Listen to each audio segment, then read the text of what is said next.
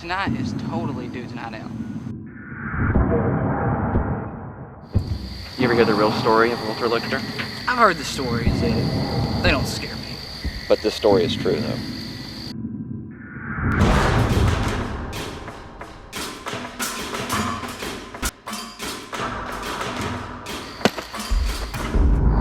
No one has seen him since. So basically you've got three guys that are hanging out, or three guys, really good friends, that have decided to take their weekly camping trip into the woods. Every Friday night they used to go camping out, just down the street from their house, and one of the characters ended up kind of getting a girlfriend and spending quite a bit more time with her, so they didn't get to go camping for a little while. So this is kind of their reunion camping trip, and they got to the woods. And your little ghost story, things spiral out of control from there. Secrets are revealed, bodies mount. Campout came about. Tony Geschwain messaged me one night and he said, "Hey, can you write me a short horror film?" I said, "Do you have a short horror?" She said, "No, but I can write one." I have a really hard time telling a story in just 16 to 20 pages. I guess because I'm kind of long-winded, but but that's basically how it came about. He really wanted something to enter for the Little Rock Horror Picture Show. Originally, we were going to try and get it done real fast so we could get it submitted last year for the Horror Film Festival.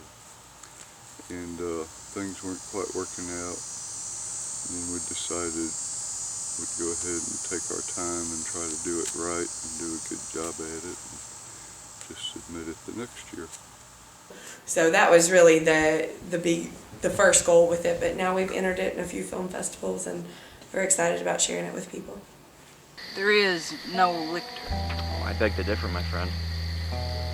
Now, you want to hear the story or not? I thought so. No real leader of the group, but he seems to be the one in control a little bit. He's the one that tells the story, a little backstory about the character, the main villain of the film. So you get the feeling he knows a few things. Graham told me the story a few years back. I never told you guys because I didn't want you to get scared and want to quit coming out here. I don't believe anything your Graham says. She's totally nuts. She's crazy. Actually, has some specific backstories, like for our characters in mind, including our friendship. And we talked about it a few times. Tom was going to be the uptight straight man. Shane, that's Slash's character, was going to be the just kind of the goofball, kind of the oddball charmer. And Jake, that's my character, is just pretty much a guy in the middle, trying to keep peace between Tom and Shane whenever they argue a lot. And once we were talking about that, we decided to add that to our characters and our performances, and I thought we delivered on that one. Daniel and Elijah, we became really good friends, especially me and Elijah. We got a little bromance thing going on. And You know on film that I can't remember my lines. Thanks, man. You're a good castmate, bro. I got your back. Thanks.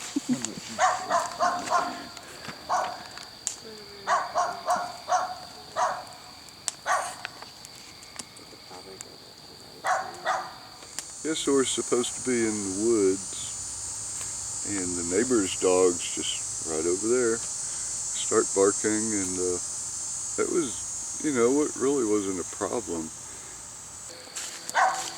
What are you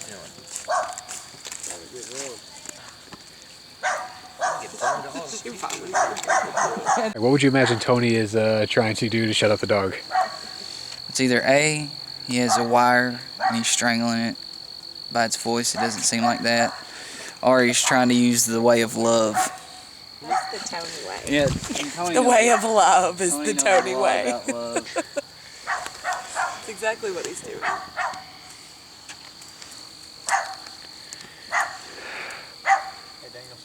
Oh, yes, sir. This is going to be a long night. It is. It sure is, my friend. No, it won't. No, it won't. I guess the best thing about this casting crew is everybody was just kind of stress-free. Everybody was real go with the flow. We had a few little makeup, wardrobe hiccups.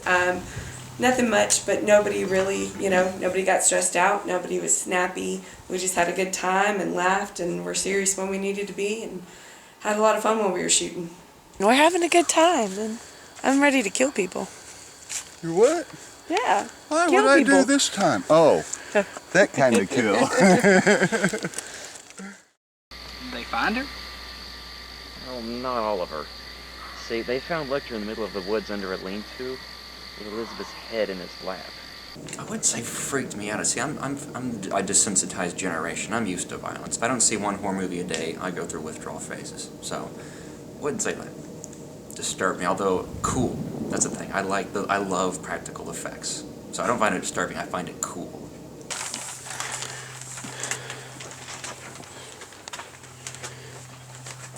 Seeing the finished head, I was like, man, that looks just like Brittany. Scared the out of me.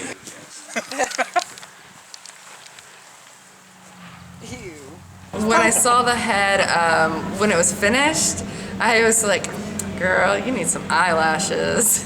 I was like, this head needs jazzed up a little bit.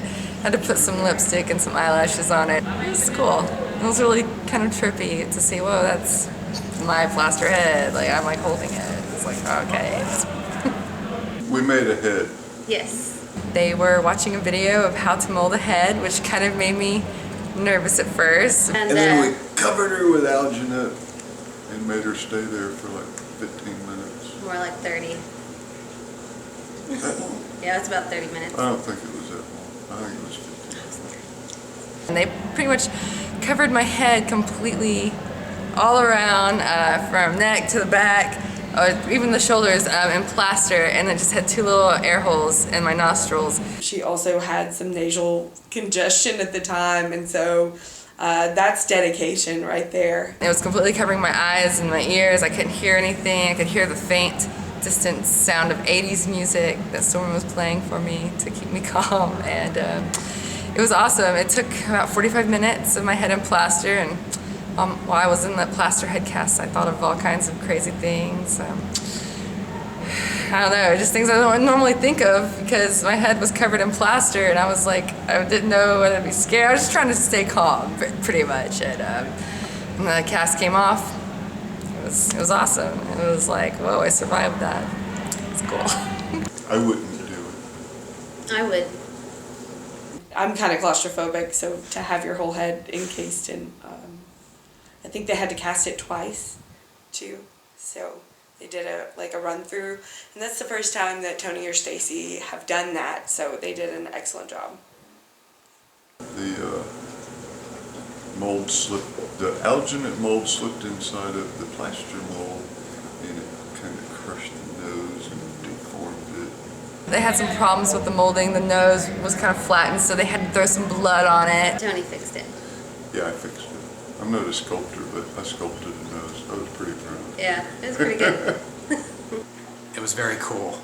It looked very realistic. It looked like a severed head. I think that's why it creeped me the hell out so much. Maybe we should go home.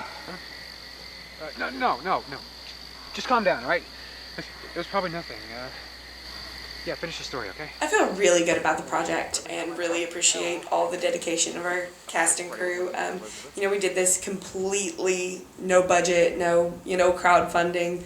We had a good time, and I think it looks great, and I can't wait for people to see it. No one has seen him since.